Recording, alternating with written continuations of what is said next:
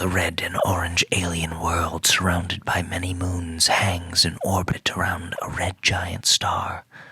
The blazing red glare illuminates the surfaces of several rocky moons. The dark side of the orange world glows from the lights of the cities of a powerful and ancient civilization. A single beam of blue light pierces one of the rocky moons. It explodes, raining down mountains of rock into the cities below. From the depths of space, an enormous fleet of blocky starships moves methodically towards the orange world. Blue beams emanate from each of them. The orange world's energy shields deflected many of the moon's rocks and ricocheted some, but others break through, exploding like nuclear bombs on the surface of the world. Millions die in an instant. Blue beams then focus their attack towards a fleet of sleek ships moving to intercept them. The ships explode into atoms in a binding blue flash. All is lost. The blocky ships move into orbit around the crippled orange world, now shrouded by a cloud of rust-colored dust. A single flicker of white light appears in the dust and clouds. The blue beams swing their focus towards it, but the small, fast, sleek ship nimbly outmaneuvers them. It charges the fleet of blocky ships, forcing their blue beams to cut into their own. A horde of blocky drones launches an interception attack on this lone champion. The drones fire machine guns like blue bursts, slowly chipping away at the shields and armor of the fighter, but he turns towards the largest ship. The bomb bay door opens. The fighter is shot through the shoulder, his ship crippled by the onslaught of blue hell all around. The missile is launched. Silence. It obliterates the main blocky ship. The battered fighter's ship drifts down into the rusty clouds of the planet. The loud roar of a British World War I biplane rocks from the clouds. Machine guns firing. The pilot's goggles and face covered in black oil and blood. The fuselage of his plane ripped and riddled with holes. He dives, putting the German fighter in his crosshairs. It's a perfect shot. His thumb hammers the trigger. Click, nothing. Click, click, again, nothing.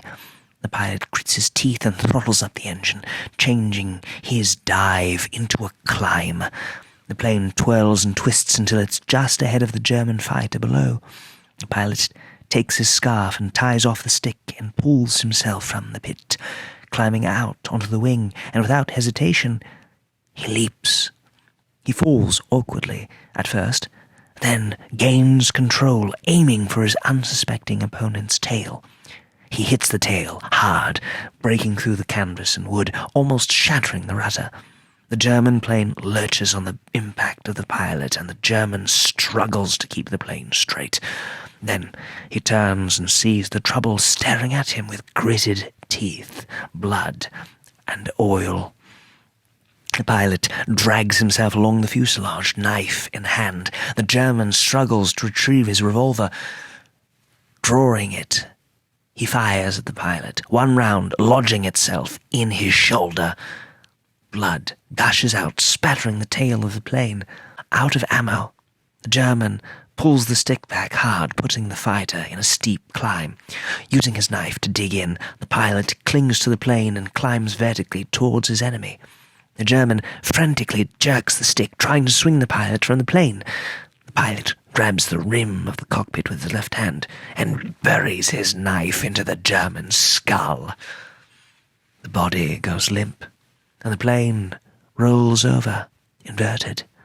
The pilot plucks the body from his seat, and it falls into the nothingness of the sky. The plane spirals down.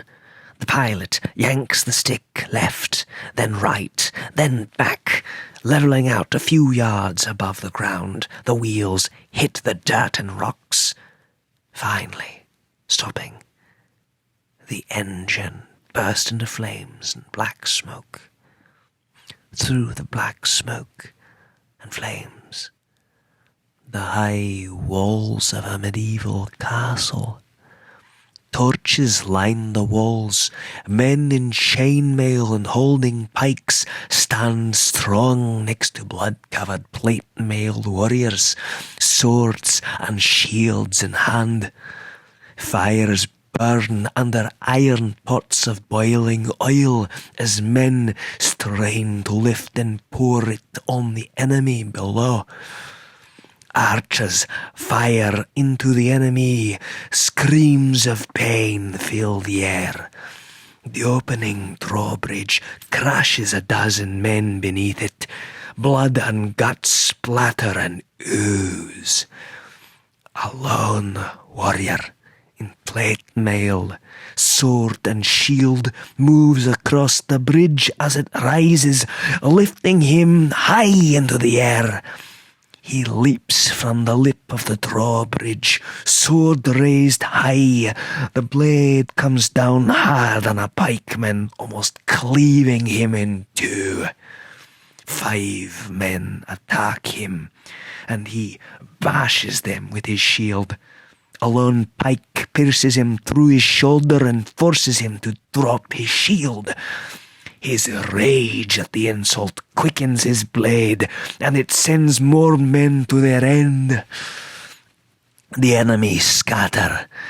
The sky brightens as a burning ball of fire crashes into the warrior, knocking him to the ground. The pikemen circle.